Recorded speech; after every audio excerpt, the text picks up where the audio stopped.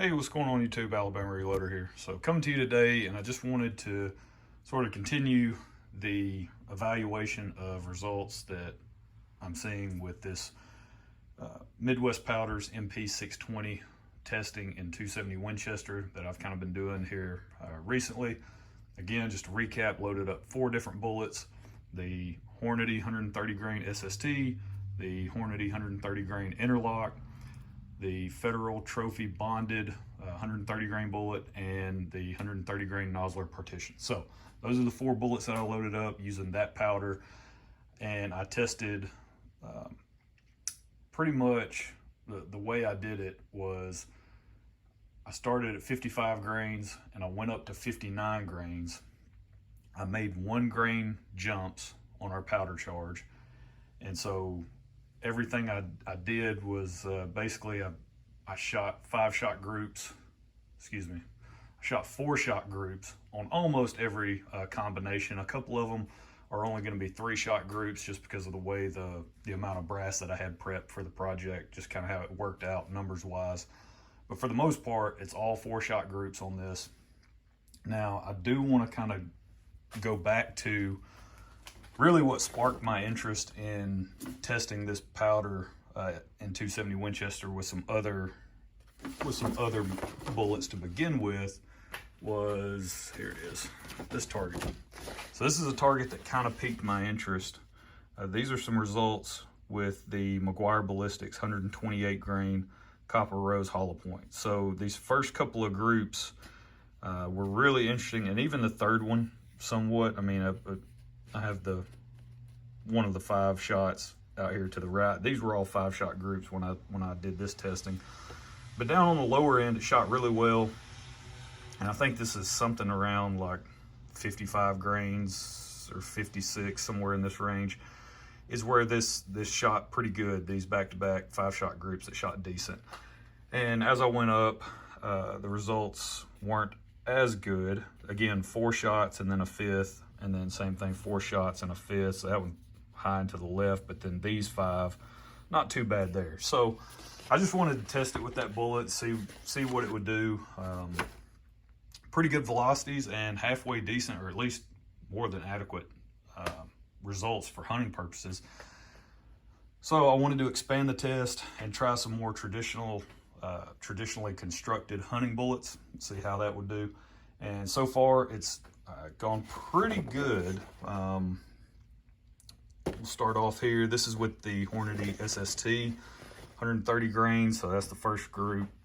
55 grains, so it was 1.4, and then went to 56 and it shot 0.592.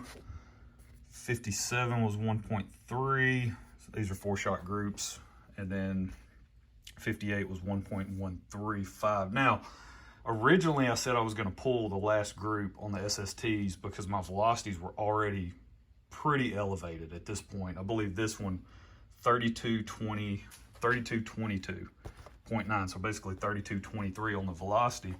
And if you come over here to your Hornady load manual, they go to 3100, so we're already 120, basically 123 feet per second faster than the book values. So I was a little nervous about that, but I ended up, I went to the range today. This is much later than when I shot this target. And I decided I was gonna shoot that last group. I was starting to flatten some primer, so I'm definitely stomping on it pretty hard. But this is what that last 4-shot group did. So I haven't measured it yet, but you can tell it's probably 1.5 inches, maybe just a hair over, or right at 1.5 inches. But yeah, that's 59 grains with the SST.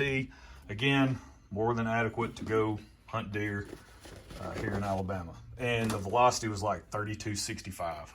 So really screaming fast on the velocities. So that was the SST. And then for the Federal, remember the SSTs were brand new bullets. The Federals are these pulled bullets. All right, and I've shown these already as well, but the pull marks are actually kind of minimal on the ones I have left. But the ones I actually used for the test, had some pretty heavy pull marks. Those are from, that's part of the order from American Reloading that I got a little while back. But this is kind of what those groups look like. This is the 55 grain charge, so not great. Went up to 56 and it was pretty ugly. And I was just kind of getting a little nervous on this range session. 57 started to tighten up a little bit. 58, so 57, 58, not bad at all. 59 was just a 3-shot group, so I didn't really bother measuring these. I think I did actually measure these. I've got them written down on these 3 here. I think I need to still measure these 2, but anyway, I mean, I don't have a lot of these bullets anyway, but I might load up a couple just to test them on deer, see how they do. Same thing on the velocity though. I think we ended up over 3250 on that 59 grain charge with that one. So that was the SST and the Federal trophy bonded, plus the Meguiar ballistics on the front end. So today I went to the range and I wanted to test out the Hornady 130 grain Interlock. That's this guy right here. So very much a traditional / classic looking hunting round, right? 270 Winchester. And the cartridge overall length for all of these were 3.210. Okay, they were all measured to the same cartridge overall length. Oh, let's see here. So this was the 55 grain charge, 1, 2, 3, 4. So it's these 4 here. Again, not really great, but adequate enough for hunting purposes. Went from the 55 grain. I only shot 3 of these groups. I just ran out of time. I just had a whole lot of stuff to try to get done today. So I just ran out of time. Couldn't shoot all 5 groups, but I did get 3 of the 5 shot.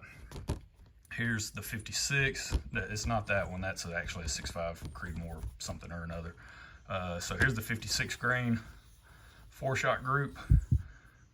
Not too bad there. And then the 57, a little more vertical than we'd like to see, but again, all of these, not bad at all. Oh, point of aim was here, so I'm hitting low.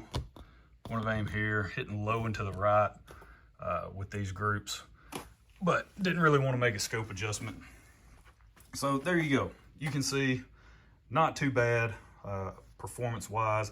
I'm not stacking them right in there, but with my Tikka T3X, I don't necessarily stack them right in there with any bullet powder combination that I try, at least so far with the shooting I've done with it and the loading I've done for it. You know, it's not necessarily picky or very finicky, but you got to work to find the really good shooting loads. So it's not just gonna, you can't just throw any random bullet powder combination at it and it's just gonna shoot it really well. So it's gonna shoot it good enough, especially for my needs and my purposes. But so far, yeah, I'm really pleased with how Midwest Powder's MP620 is working in 270 Winchester. It's giving extremely good velocity. Now you're pushing it. You're definitely pushing the cartridge pretty hard, flattening primer. So I'm definitely above, probably above safe in air quotes, operating pressure, safety third. So it is what it is. In this case, but same thing today on the velocity situation. I stopped at the 3rd group. Again, I just ran out of time, but the first 3 velocities, the 55 grain charge was like 2960, and then I jumped up to 3000 at 56, and then at 57 we made, it was like a 90 feet per second jump. It 2960, 3000, and then 3095. So pretty big jump between 56 and 57. So I'm really interested to see what the next two groups produce, 58 and 59. But that's it. That's really all I wanted to talk about. Just kind of go over some more 270 Winchester results, let you guys see how that powder's performed so far with these different bullet types. And I've still got several 270 diameter bullets, 277 diameter bullets I want to test. I've got these pulled Hornady CX bullets. I've got the Nosler ballistic tips.